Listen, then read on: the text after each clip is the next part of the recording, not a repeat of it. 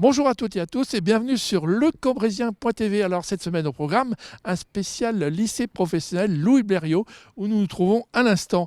Alors la semaine dernière, le lycée a ouvert ses portes, c'était un franc succès. Mais on va bien sûr profiter de ce moment pour présenter les formations que l'on y dispense, mais également la toute nouvelle proviseure, Madame Lecoq, qui vient donc de prendre ses fonctions. Alors je vous propose tout de suite d'aller la retrouver pour parler un petit peu de ses premières impressions sur le lycée professionnel Louis Blériot. Suivez-moi. Avec donc Nadine Lecoq, la proviseure du lycée Blériot. Bonjour. Bonjour monsieur. Alors, est-ce que vous pouvez, puisque vous venez d'arriver en cette rentrée scolaire à Blériot, est-ce que vous pouvez vous présenter en quelques mots ? Oui, bon, je m'appelle donc Nadine Lecoq. J'arrive donc cette année au lycée Blériot de Cambrai, après avoir passé une bonne dizaine d'années dans l'académie d'Amiens. Personnel de direction, toujours en lycée professionnel, puisque c'est vraiment la voie que j'avais choisie. Et avant cela, j'ai fait beaucoup de métiers dans l'éducation nationale et j'ai surtout travaillé dans le très beau département de la Martinique. Voilà, vous avez eu de la chance. Tout à fait, j'en suis bien consciente, mais je suis lilloise d'origine. Voilà. Alors, donc, c'est une première impression sur Cambrai, le lycée ?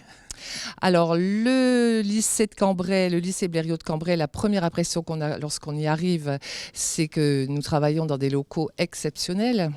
Voilà, les locaux ont été entièrement refaits il y a une dizaine d'années et vraiment nous travaillons dans de très très bonnes conditions, luminosité, plateau technique très fourni, très beau bureau. Enfin, nous travaillons vraiment dans de très bonnes conditions et tout le monde s'attache à le reconnaître, effectivement. Est-ce que vous pouvez présenter maintenant l'ensemble des formations, enfin rentrer dans les détails, mais les filières les plus importantes et puis peut-être aussi celles qui mériteraient d'être mises en valeur ? Voilà. Donc nous accueillons environ 530 élèves. Ajoutez à ça quelques formations de formation continue dans le cadre du GRETA.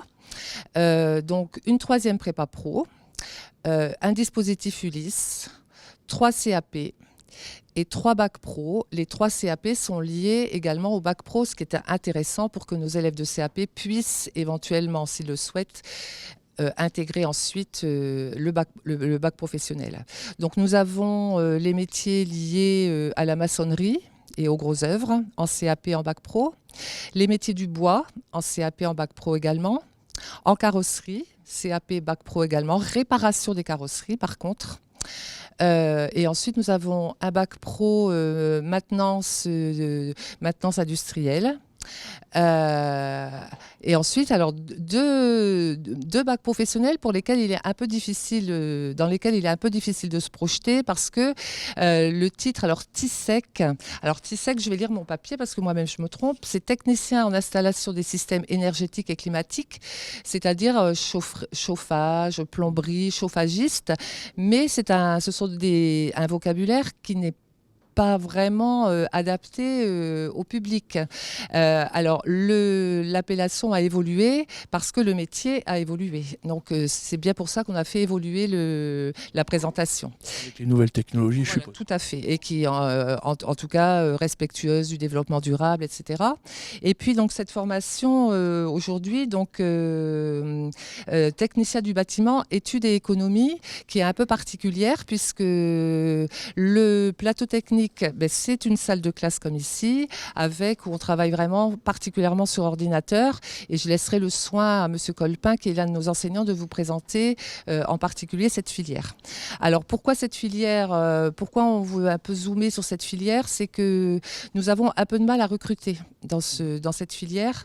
Et nous pensons que notre difficulté à recruter est justement liée au fait que les élèves ne se projettent pas sur ce type de filière, sur ce type d'études. Et pour les parents également, c'est un peu compliqué. Pourtant, les sources d'emploi, je pense. Elle est tout à fait source d'emploi et source de poursuite d'études. Donc, il y a vraiment de gros atouts et vraiment, on souhaite vraiment la mettre en avant aujourd'hui dans le cadre des journées portes ouvertes. D'accord. Alors, donc, on va aller tout de suite voir M. Colpin. Ce sera plus simple pour lui en parler de cette filière. Tout à fait.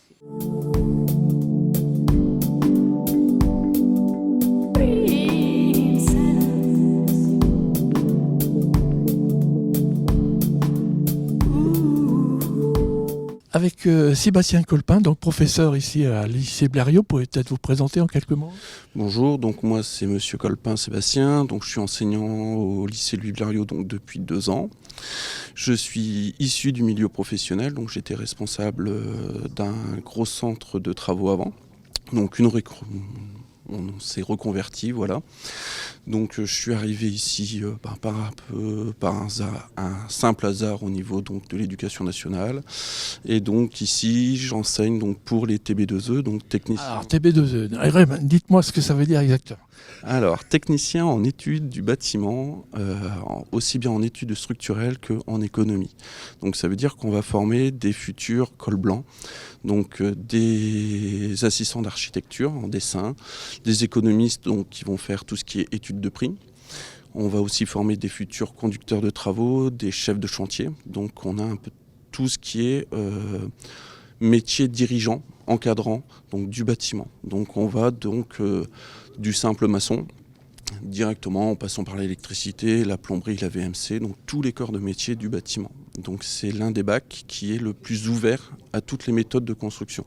Donc on est dans l'ancien et on est aussi dans l'avenir, on a aussi des imprimantes 3D, de la robotique, on a un peu de tout dans le métier pour dire d'intéresser les jeunes et surtout d'évoluer dans le métier parce que c'est un métier qui va être amené à évoluer très rapidement. Oui, qui est en plus source d'emploi, il me semble. On en a parlé avec Madame la proviseure. Mais... Voilà. C'est des métiers très demandeurs. Donc, au niveau des métiers, donc, on va avoir dessinateurs, maîtreurs, chefs de chantier et tout. Et il y a énormément de débouchés. Donc, aussi bien pour des petites PME comme des très grandes structures ont la possibilité d'embauche après donc, est très importante. Alors là, je revois les élèves travailler sur des projets. Comment ça se passe ? Alors nous, on marche énormément par projet, donc on les met en situation. Donc par exemple ici, ils sont en train de faire un devis donc, pour un petit garage. Donc la mise en situation est très simple. Le conducteur de travaux est avec son client sur place. Il appelle son dessinateur, son maîtreur, et ils doivent réaliser donc les plans et le quantitatif derrière pour donner un prix directement au conducteur de travaux pour satisfaire la demande du client. Je pense qu'il y a une certaine motivation pour les jeunes à faire ce genre de projet. Voilà. Alors au début c'est un petit peu dur parce qu'on n'est pas sur du concret comme nos maçons qui touchent directement. Donc, mais petit à petit, ici donc nos secondes qui sont là vont bientôt aller en stage juste après les vacances. Donc ils vont être confrontés directement à ça. Et leur rentrée, je dirais, au sein du milieu professionnel, quand on les récupère après, ils sont vraiment motivés et moteurs dans l'action même des projets qu'on fait avec eux.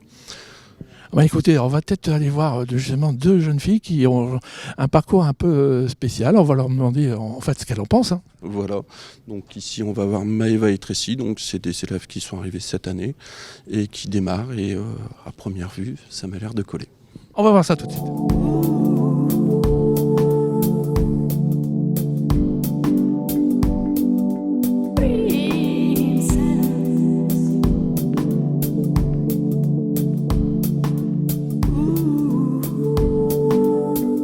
Avec donc Tracy, bonjour. Bonjour. Alors vous avez un parcours un peu particulier pour être arrivé ici. Avant, vous vouliez faire quoi en fait ? Moi avant, j'étais, on va dire, en apprentissage en coiffure. En coiffure ? Ça n'a rien à voir avec ça alors. Non, j'étais en CAP coiffure et j'ai remarqué que la coiffure c'était juste une passion en fait. Et du coup j'avais 2 projets. C'était soit la coiffure, soit l'architecture. Et du coup je me suis tournée vers l'architecture. On m'a proposé le bac TB2E. Alors comment depuis cette rentrée, comment ça se passe ? Ça se passe super bien. C'est vraiment ce que je veux faire et que on apprend vraiment tout ce qui est dans le domaine de l'architecture. C'est concret quoi. Oui, voilà. Vous aviez un projet qui est en cours là ? Moi, je veux devenir architecte d'intérieur. Architecte normal, quoi.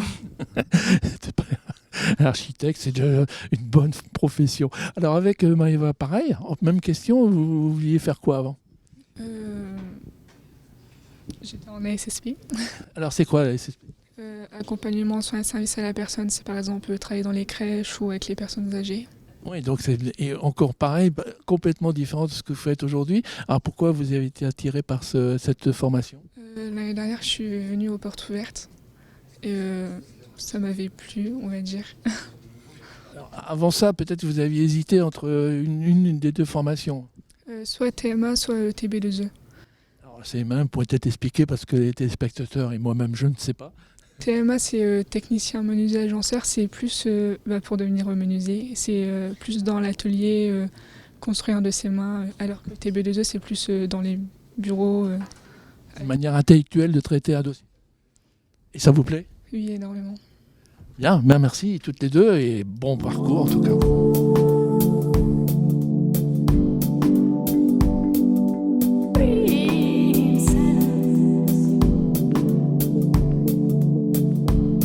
Alors, de retour avec Madame Lecoq, on va parler évidemment de cette fameuse réforme du lycée professionnel qui va se mettre en place dès la rentrée prochaine. Alors, en quoi consiste-t-elle?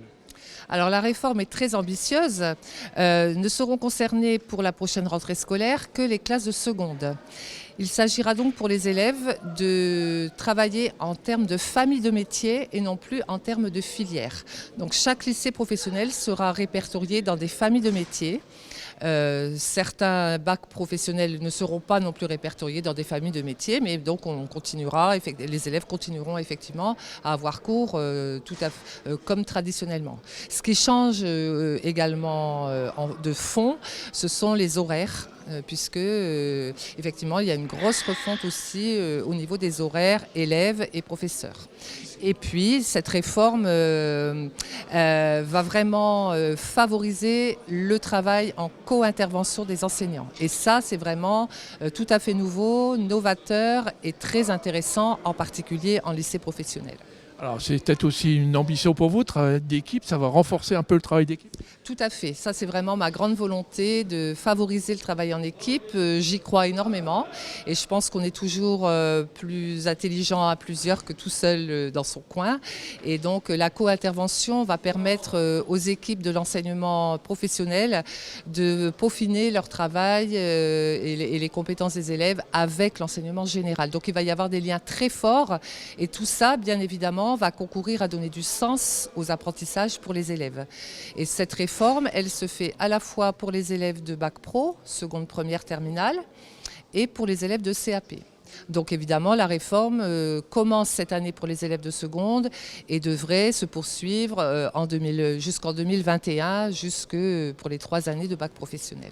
Alors peut-être des projets aussi à venir, notamment, vous m'avez parlé, au niveau culturel? Voilà, tout à fait. Donc, dans le cadre des renforcements de liaison et de collaboration, je souhaite renforcer les projets culturels qui existent déjà au lycée Blériot, mais je souhaite inscrire notre lycée dans le cadre des projets proposés par la région Hauts-de-France, qui propose quand même des projets à la fois pédagogiques et artistiques et éducatifs très intéressants. Donc, je souhaite que le lycée Blériot puisse s'inscrire complètement dans ce type de démarche. Nous vous le souhaitons également. En tout cas, merci Madame Lecoq de votre accueil et de la présentation donc, de votre lycée et des formations. Quant à nous, ce magazine est maintenant terminé. On se retrouve bien sûr la semaine prochaine. Bonne semaine à toutes et à tous.